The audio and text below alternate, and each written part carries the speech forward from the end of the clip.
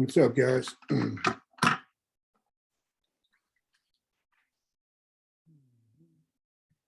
up, Gio? Hello. How you doing? Good. How are you? Good.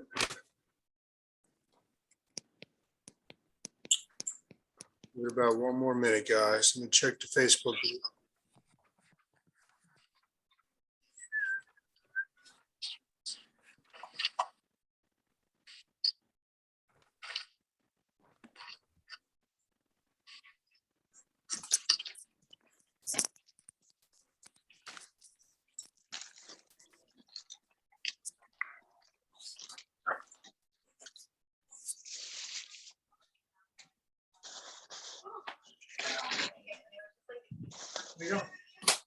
My Panda meeting.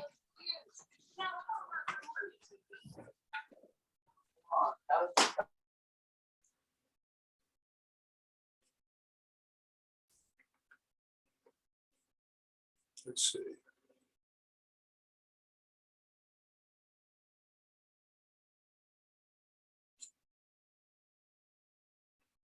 All right, guys, we'll get started.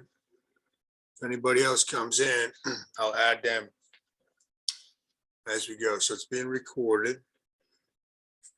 Let me share my screen with you. Make sure you got a pen and paper ready, okay, for anything we're going to do. Let's see. Let's go.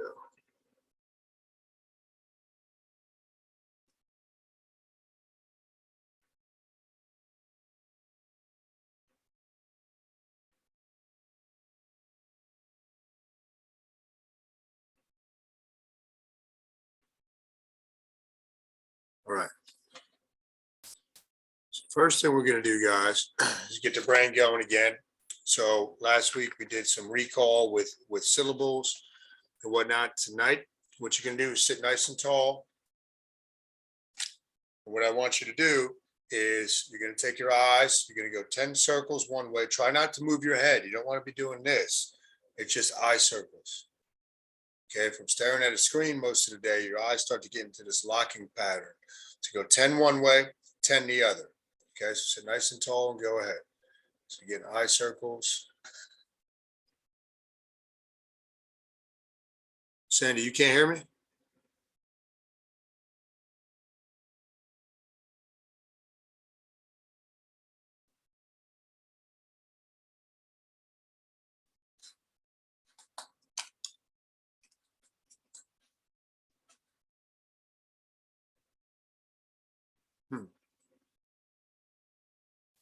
Let's see.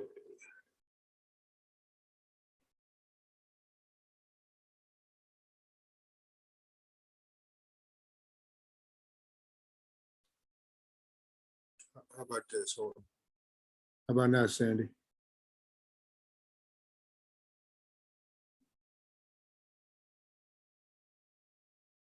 You hear me now, Sandy? Anybody else having trouble hearing? Okay. Yeah, Sandy. No, all good. Okay. Sandy, I think it's just yours. Okay. Next thing with the eyes is, actually, we'll do a neck one. Let's go side to side. So right shoulder, left shoulder, get 5 that way. Okay. Let's get some blood going up into the brain. 5 on each side.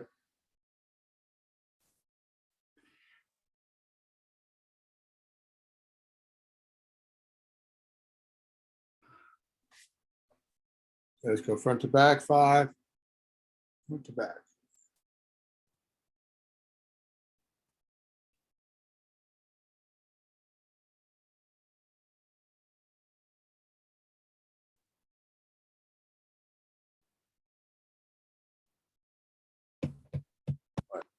Next thing, we'll let Sandy back in here. This is where you need your pen, guys.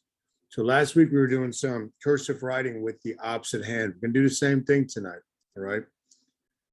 So I suggest with your dominant hand, for most of you, that's probably your right hand, just write something like, my name is GL. Write that down a few times with your dominant hand. my name is, or some simple sentence. And then we're going to write 3 times with your opposite hand in cursive, the same sentence. So go ahead and do that. All right, do the best you can. Do the best you can. I'll actually do it over here too, stuff for tomorrow. Remember to angle your paper when you're doing it. It's going to make it a little easier.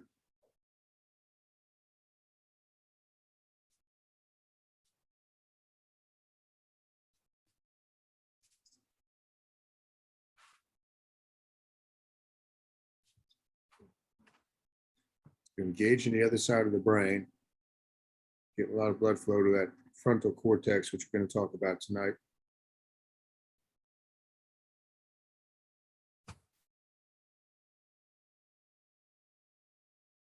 You liking that, huh, Gio? I can't do it. Look at it. Yes, you can. Yeah. Looks like hieroglyphics. Do the best you can.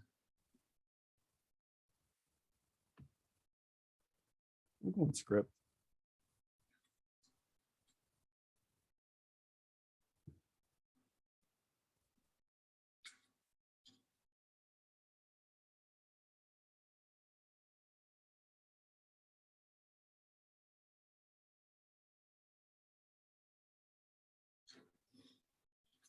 Okay, about 15 more seconds.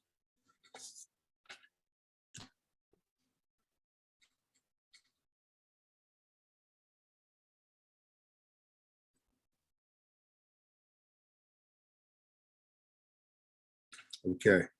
Now, guys, that's something you can do first thing in the morning too, to really engage your brain. Write some cursive, write it with the opposite hand. It's a real good way to start increasing blood flow to what's called like the executive functioning of the brain. So tonight, I'm going to teach you how to speak brain. I'm going to teach you about the brain and mind map stuff, a lot of foundational things, some new things in here. In this picture, right, the cockpit, if you know how to recognize patterns within your brain and you become more self-aware, that's very powerful. Then you can really start, I mean, you're already creating your own reality, but once you start realizing patterns, and we're going to work on some of that tonight, you'll start seeing it in yourselves, you'll start knowing how to course correct and all that. And mind map really is about the science of creating habits. That's what it's all about. The better the habits you create, the better the life you have. I'm going to go over the basics, different layers of the brain, and habits, how habits are formed and what the importance is of the habits. So first thing you got to know about the brain, it is hell-bent on survival. Everything your brain does and processes is with survival first. Let me explain this with the story I normally use with the twin girls.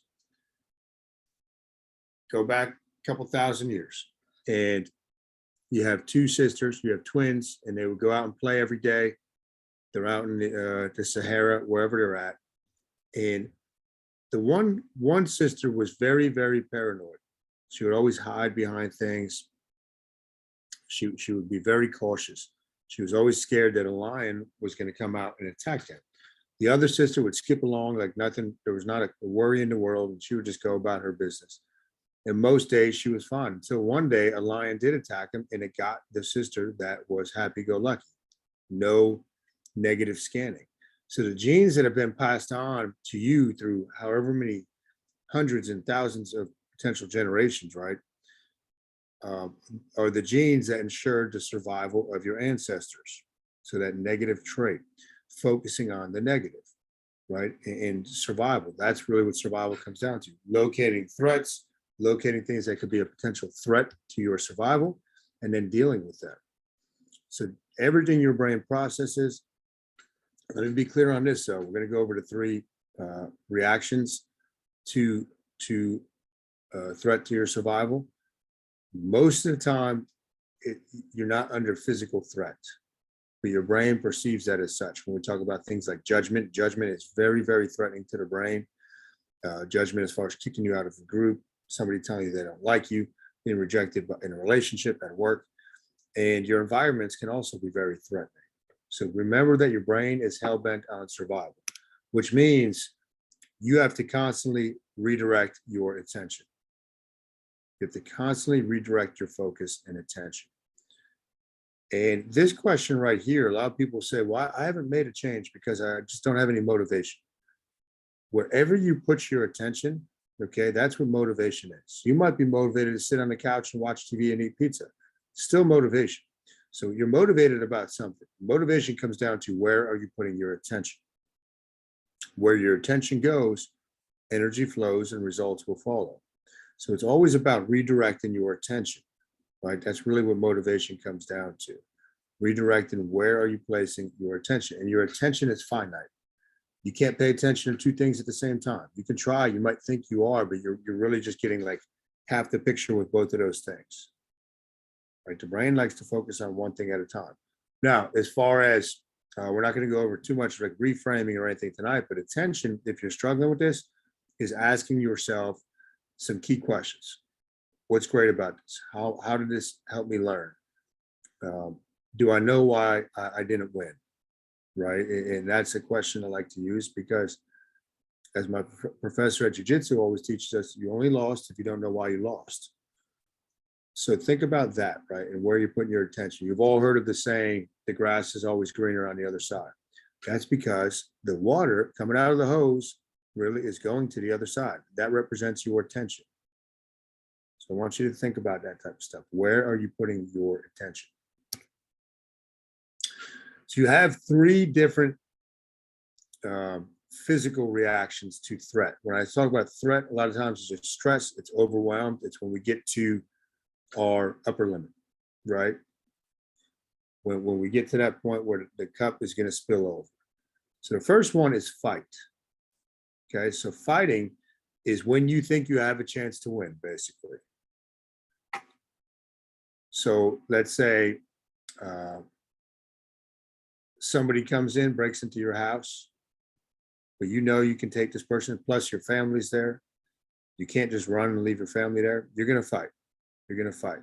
Now, some of the fight language that you would have is you blaming the other person, shaming, you must do this, you need to do this. So be aware of it, because most of the time we're not going around getting in physical fights with people. Be aware of, though, how you're talking to yourself and how you're talking to other people in relationships that you have. If you're using a lot of controlling language, like you need to, you must, you have to, you should, that is their brain is perceiving that as judgment and fighting language. Okay, those are controlling words. So fight, that's one you've probably heard of before. Next one, flight. So fight or flight response. Most people have heard of these two. When it's a flight response, that's when you kind of just take off, right? You quit, you leave. You don't want to play anymore. So you take off. Now, this is usually a scenario when you don't see how staying is going to, if it's a physical altercation, you don't have a chance to win. And if it's not a physical thing, you just don't see how staying in that situation is going to benefit you. It's only going to lead to more pain potentially. Some language that you'll notice with people that are always in like flight mode, right? And when you hear these, right, you don't have to be in one of these three states. You don't have to be fighting, flighting, or freezing. You don't have to be doing that. Most people are chronically in these states because their stress levels are too high. They just got so much going on. They're always connected to the web, all this type of stuff. But with flight language, they'll be playing the victim a lot. They'll be saying they, right? They're always projecting the blame to somebody else. It's not fair. They're fault finding. They're playing a victim. So that's flight, all right? And the last one is freeze.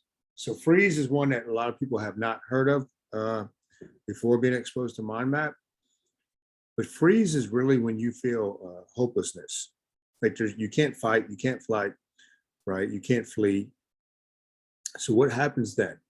This kind of manifests as when you get yourself in one of those situations, and over time, it starts getting harder to wake up in the morning. You just have no drive. You feel like you got no drive to do anything. You start going into a funk. It's like a mild form of depression, which can progress. That's basically freeze mode. So if you look at, again, the brain perceives everything as physical survival. So with fight, think of an intruder in your house. You gotta, it's them or you and your family's lives. Flight, let's say a bear is running after you, okay? And you're gonna run because you see there's a way to get out. Now let's say there's another situation where a grizzly bear is running after you and it's just an open field. You can't outrun it. So what's gonna happen physically in that situation is you're gonna freeze. Your body is either gonna faint or you're gonna play dead. That's the only shot you got, right? But now when that happens in everyday life, that kind of manifests as a type of depression, a numbness as I have here. So different words, different languages to recognize when you're in freeze mode or entering that, or when somebody else that's close to you is going into freeze mode. I don't know, it won't make a difference. So this type of language, just kind of being like, you don't really care about anything. Now, a couple of things about these. So these are what's called in your sympathetic nervous system. That's fight, flight, or freeze. That's survival, right? The part we have to be in to rest, digest, recover, sleep is your parasympathetic nervous system. If you are in one of these three states, don't eat your meal. It makes no sense. You're eating your meal in the wrong part of your nervous system. That's why we tell people, if you don't have time to eat the meal, don't eat it. If you can't sit down and enjoy it, don't eat it. Don't eat on a run. Don't eat in a stressed state. There's no reason to. Fasting plays beautifully into everyday life because most people are trying to eat 3, 4, 5 times a day.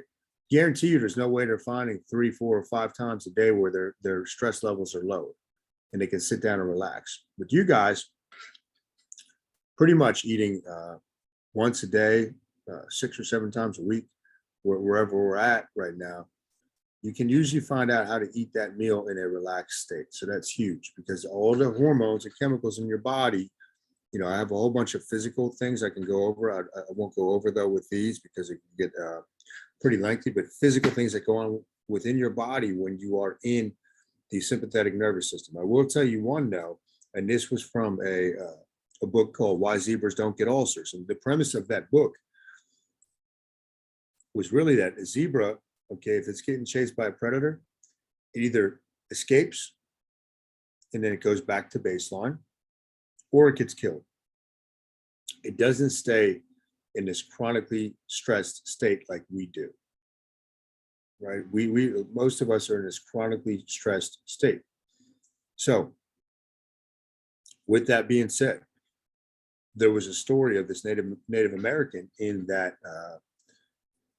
book that was actually in a fight, not a fight really, a life or death situation with a mountain lion. The mountain lion attacked him, ripped him open. These cowboys, pioneers, whatever you want to call them, they were able to save this guy, this Native American. But what they noticed was ripped open, you could see his guts, still in pretty much a state of shock and stress. His gut lining was pretty much white almost because in a state of stress, your blood goes out to the major muscle groups, out to the limbs to prepare you for fight or flight. So blood goes away from your gut, and that's part of the reason don't eat in that state. Don't eat in that state. You want to eat when you can have all your blood, not all of it, but a lot of your blood going to the stomach and the intestines and the liver and all that. Now, different areas of the brain. So I used to teach the reptile brain, mammal brain, and the human brain, right? And as they functioned in 3 separate parts. Well, now we know that's no longer true, right? So that's what we thought, but now research has shown that's not necessarily the case. The brain kind of functions all together. But this, I still like this visual here, because if you look at these bottom 2, right, physiological and safety, this is Maslow's hierarchy of needs. If any of these things in these 2 areas are a concern for you and a worry for you, they're going to keep pulling your attention back. Remember, your motivation is going to be where you're putting your attention. So let's say, well, let me go over the next 2, then we'll come back to an example. The green and the yellow, these ones would be what I would call the mammal brain, right? But if there's something going on with esteem, self-esteem, confidence, respect by your peers, or some type of relationship thing, that's where your attention is going to go. Now, if you look at the blue one, that's the executive function, right? That's the prefrontal cortex. That's really what makes us human. The ability to plan out, self-actualize, solve problems, all this type of stuff. That's setting goals and going to achieve them. So a lot of you, or everybody that's ever set a target they want to hit in their head, it comes within the blue part of your brain if we're looking at this diagram. But as I told you, if there's issues down low in the green, the yellow, the orange, or the red, your attention is going to keep being pulled away from what you want to achieve and placed where the problem is. So with mind map, we're trying to help you be aware of, and when we do the individual mind maps, I'll help you with this individually. What keeps pulling you out and away from the habit you're trying to form? I guarantee you it fits into one of these other 4 levels. So very important to know that. So PFC, as I mentioned, is a prefrontal cortex. What I want you guys to be aware of is when you notice that you have down-regulated function in that part of your brain. Okay, your ability to plan, to prepare, to use logic, right? Because logic and emotion don't really mix. Emotion comes from some of those deeper parts of the brain, right? And the more emotional you are, the less logical you are. Right? Now we need to have a good mix of emotion in life too. But if logic is always at like a super type A anal type of person, then emotion is going to be low. So just be aware of this. Again, it's about making you learn how to speak brain and be aware of what's going on with your brain patterns. But be aware of what is taking you out of that. Okay. There's 3 things I have written down here. And basically down-regulated function, reduced ability for future thinking. Your brain is a pattern recognition machine. It likes prediction and response, prediction and response, prediction and response. If it can do that successfully, it's smooth sailing. But 3 things that are going to take you out of your executive part of your brain, your human part of your brain: the presence of threat. Remember, your brain is always asking, am I safe? So the presence of threat, absence of fuel and oxygen potentially, and trauma to certain brain structures. For us, it's usually going to be a presence of threat. Okay, it's going to pull us out and make us focus on whatever it is that's bothering us. Habits, because this is really a big, this is what you're trying to do with Panda. Now, the way the Panda is set up, it's supposed to be so unbelievably simple that it's almost hard to mess up. And if you mess up, it's not really a mess up, because we'll figure out why you feel like you messed up or why you dropped the ball, and we course correct. If we gave you really like 2 things to focus on, or 1 habit. Okay, so with Panda, the main thing I want you to focus on is your fasting time, your fasting length. That's first and foremost. Now, if I gave you 2 habits to really focus on at the same time, like some of you, we've had a lot of people in the other 8 pandas where they're not into working out yet, right? And they'll say, well, should I start doing that? And I said, just start walking. Let's focus on getting this right first. And then you could add in the exercise. So as soon as you add in a second thing to work on, your success rate drops to about 20%. If I give you 1 thing to focus on, it could be about 80%, 80, 85%. Big difference. So with habits are actually a survival mechanism. Think of all the little habits that you do in the morning: brushing your teeth, taking a shower, whatever it is, airing your coffee, getting your water ready for the day. Habits free up headspace. If you had to think about all the habits you have to do every single day in your life, you wouldn't even make it out the front door, right?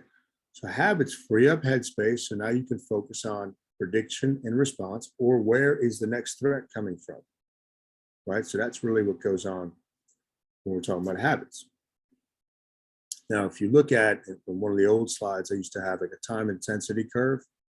So a lot of people, if you look at like New Year's resolutions, they'll go very intense for a short period of time because they burn out. They're relying on willpower. I'll explain why it doesn't work in a second. We want nice and smooth over a long period of time. That's habits.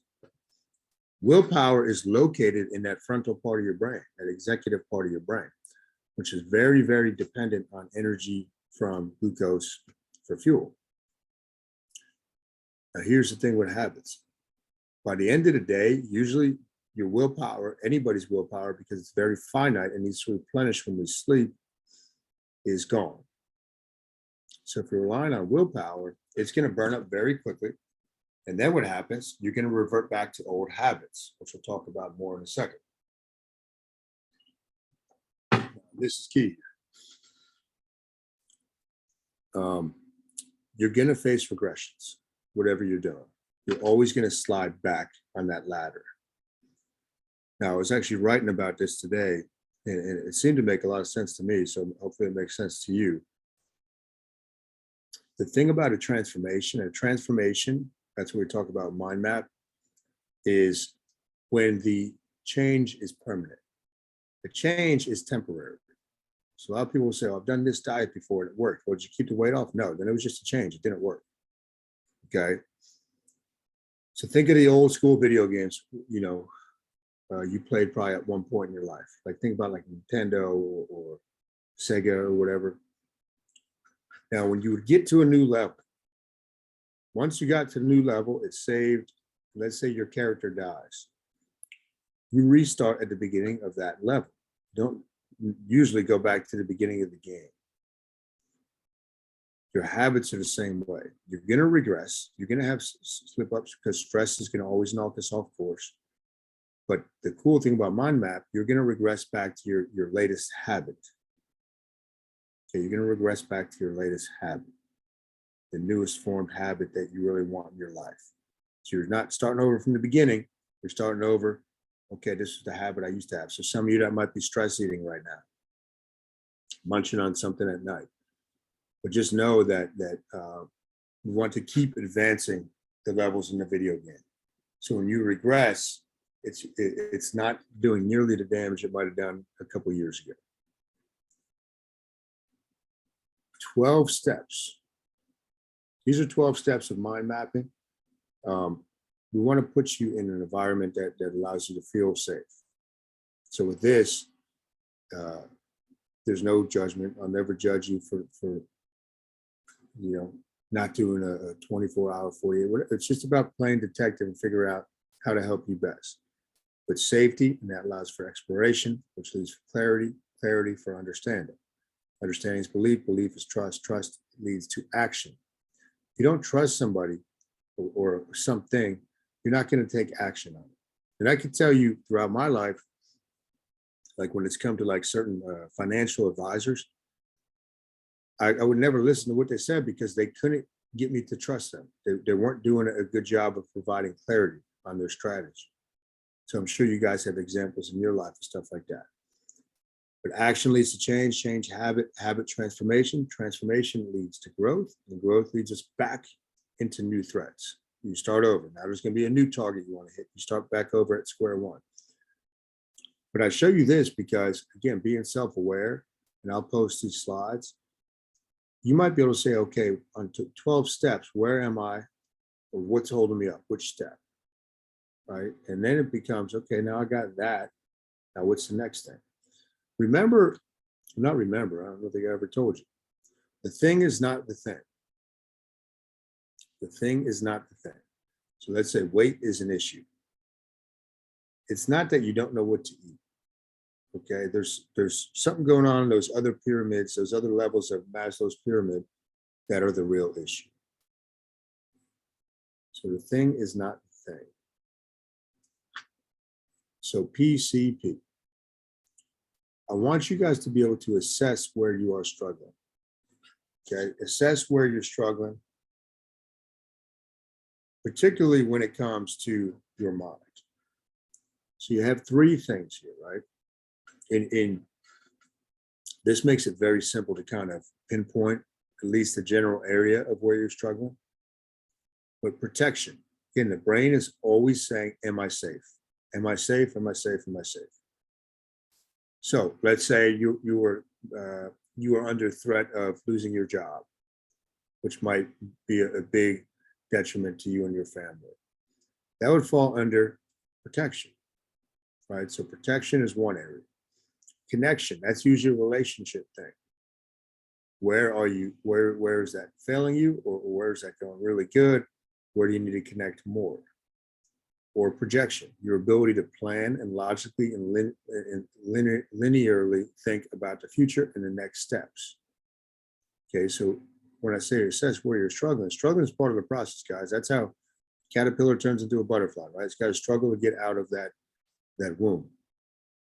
Same thing with these three things. You're going to struggle, but if you can pinpoint, is it a protection kind of, am I safe type of category? Is it a connection issue, like a relationship issue, or is that you're not able to predict and respond as well as you would like to? So before I go over questions, and again, I think it's very important because you guys now have the knowledge of how to do the fasting. We'll talk about longer fasts in a second. But when you slip up, it's always stress that's going to knock you off track. But the more you can speak brain and recognize patterns in yourself and your family, becomes very powerful, right? Becomes very powerful. When you can learn to control this to a large degree, rather than letting the brain just run the show, right? That's when you can really transform your life. So before we go over questions, feel free to go longer. Some of you have been asking, can you go longer than 48? Yes, you can. Can you do multiple 48s? Yes, you can. Tomorrow, I'm going to post some biofeedback questions or categories. So I want you to start letting me know at the end of the week when you do your check-in, are any of those things changing? Could be things like sleep, digestion, energy, performance, mindset, focus, all this stuff. If those things are changing, you got to let me know.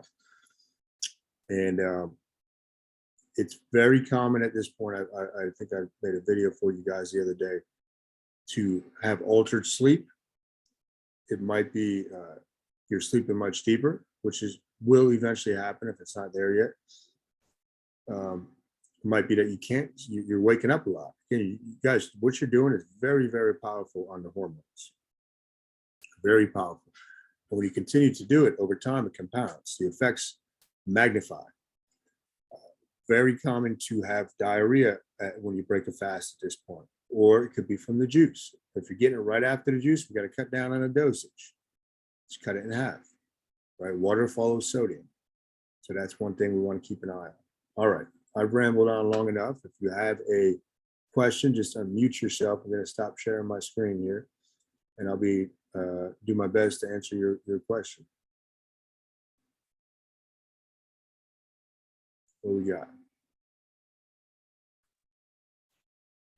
I'll go. I don't care. Go ahead. All right. So what if you can't sleep? Like if you're having trouble, if you fall asleep quick and then you wake up and you can't fall back asleep.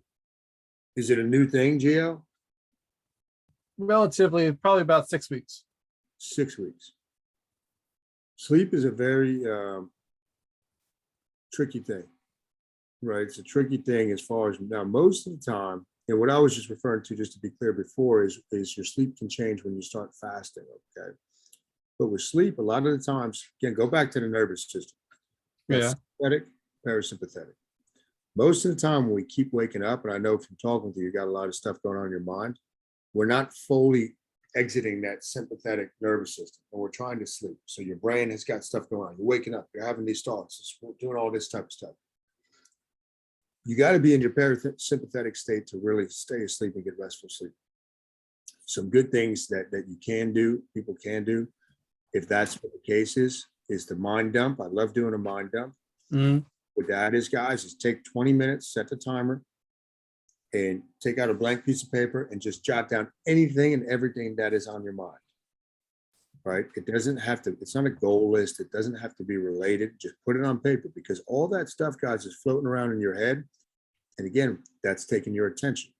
Oh, I got to do this with so-and-so. I got to do this, but get it out of your mind. put it on paper. Okay, and the first time I did that, it was really awesome because all of a sudden you realize how much energy that stuff is consuming in your brain. So I would make it a habit to really start trying to do that once a week. Do a mind dump. Maybe do it to finish the week, like on a Friday. That's usually when I do mine. Is I'll take some time. Anything on my mind, let's write it down.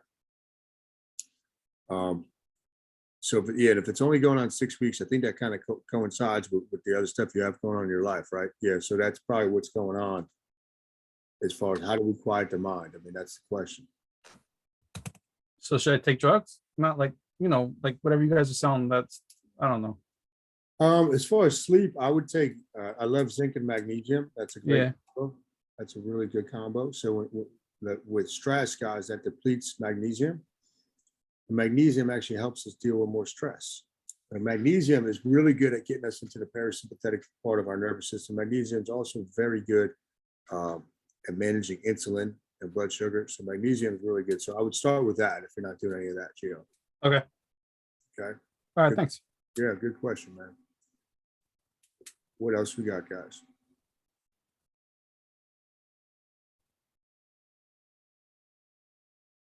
Remember, you guys can reach out to me anytime with the fasting questions.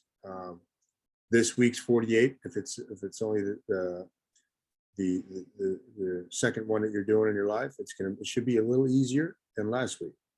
Okay, and each week it should get a little easier. I know some of you are already off to doing the longer fast, even longer than 48 or 2 48s. This is the time to experiment. What you're doing in the 6 weeks, some of that you're going to pull out as a habit. Like for example, if you're doing a 4-day fast, you're probably not going to make that a habit. That's probably not going to be, I mean, that would be extreme to do that every week. So, at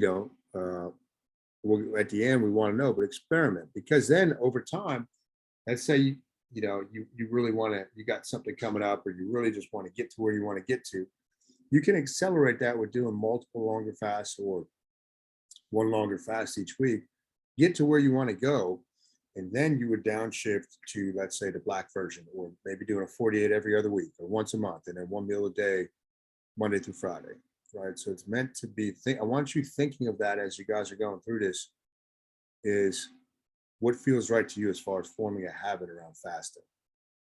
Right? There's no one size fits all. I use a black version of the Panda to get everybody started, but it's got to be something that makes you feel good, I know when you're doing 48s and whatnot, mentally it doesn't feel good all the time, right? I would like to go upstairs and eat after this potentially, but but that's part of the habit thing, right? The black or white of the Panda, to me, it's not even an option to go upstairs to eat. Like there's no willpower involved. And that was my point with telling you guys about the willpower. The decision means you cut off, to sever. So once you become like a really good decision maker, you sever that part. Don't get caught in that gray area. There's no gray in the Panda, right? The gray is going to eat up a tremendous amount of your headspace, and it's going to be a huge waste of energy. So once you decide, it gets a lot easier. And that goes, and work on little stuff in your life too, like what you're wearing, what you're going to listen to, whatever it is. Just work on making quick decisions. Right? So I'll get this video up for you guys. I'll get the slides up for you guys. If you're watching on replay, feel free to pose questions. And next week I'll have a brand new lesson for you guys. So told you I got 2 new lessons within this Panda. So that's gonna be pretty cool. And other than that, you guys have a good night, okay? Later, everybody. See you guys. Thank you. Bye-bye. Bye, guys.